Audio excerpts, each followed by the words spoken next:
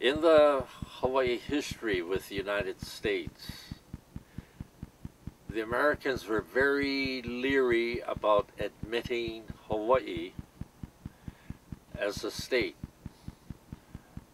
Texas was done the similar way as Hawaii, but they were admitted as a state and not a territory because they were on the continent.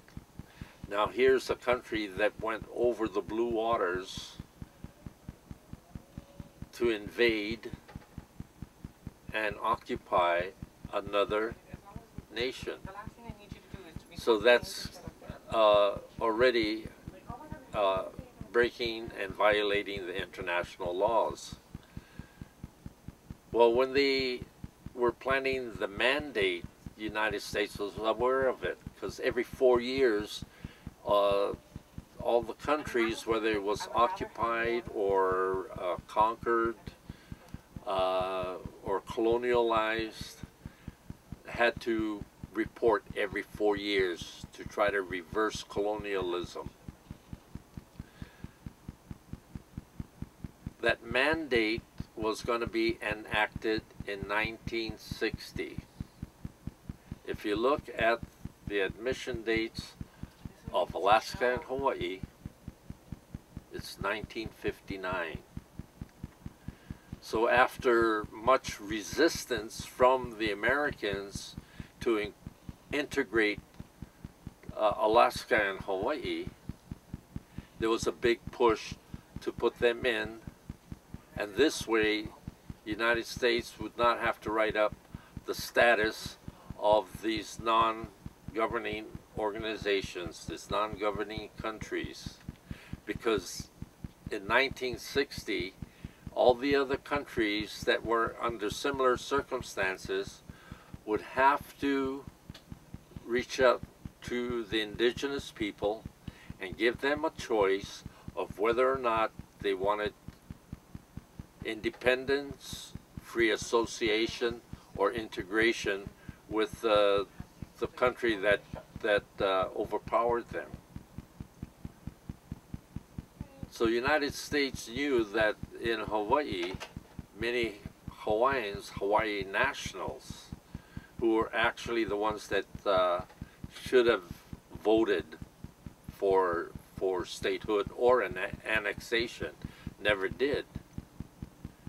And when you look at the statehood period, they had such an influx of people approaching that time, and military and their families grew, and so the population was primarily Americans and not Hawaii nationals.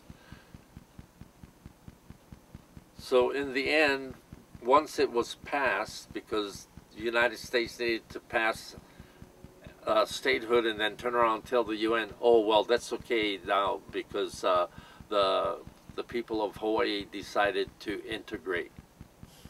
They weren't given that choice, but that was already made and planned and maneuvered. But the process they went through was irregular, illegal, and trying to beat the clock to integrate Alaska and Hawaii before the mandate of 1960. So you figure, people say, well, you know, about 98% or 96% voted for statehood. What they fail to tell you is out of all the eligible voters in Hawaii, only 36% of the eligible voters voted for the Statehood Act.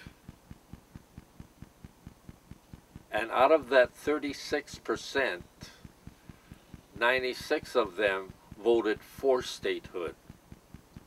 There's also the situations where many Hawaii nationals felt they weren't part of it. You had to be an American to vote.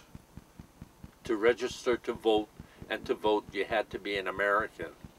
And there were some Hawaiians that were dead set against statehood that they didn't vote. Others that tried to vote so they could vote no were barred from voting. So it was very manipulative and very seditious. But if that mandate never came up, Hawaii would still be a territory until United States citizens felt comfortable with a non-white state.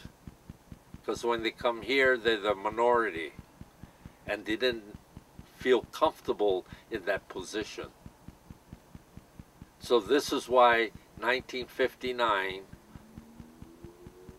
Eisenhower signed the statehood bill. But the voting procedures were all illegally done. They left out all the options. The only option was to remain a territory or to become a state. So now you know a little bit more than you did before, why it happened in 1959 rather than in 1989. And here we're coming up to 2009. I want my nation back. This is Tane. Mahalo. Mahalo.